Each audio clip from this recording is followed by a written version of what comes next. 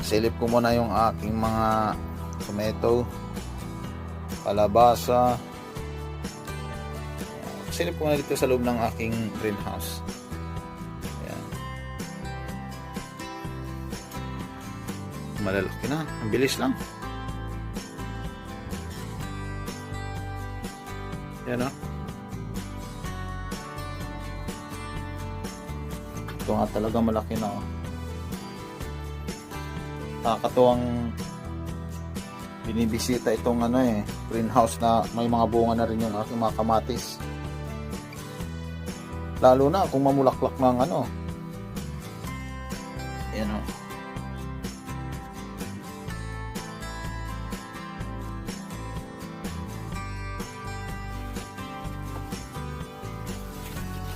Oh, may mga harvest na tayo oh. Bukas harvest ko na yan. Diba oh. Ito pa oh. Oh, may mga harvest na tayo dito sa cherry tomato. Diba ito oh. Siguro ko manamis na miss yan. Yan oh. Laging ang daming bunga nito oh. Kahit ang liit lang nitong puno na to, pero tingnan nyo ang bunga niya. Pulkupul. Pulkumpul talaga. Yan o. Okay. May mga harvest na tayo guys. Bukas.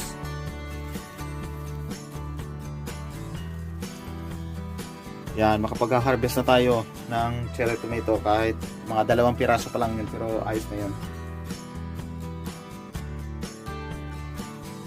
Ano? Mga bulaklak.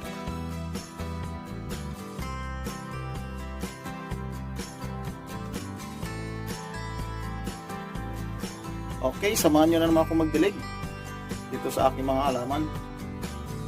Yan, tara, samahan nyo na muna ako. Guys, samahan nyo na muna ako magdilig. Magdilig na muna ako.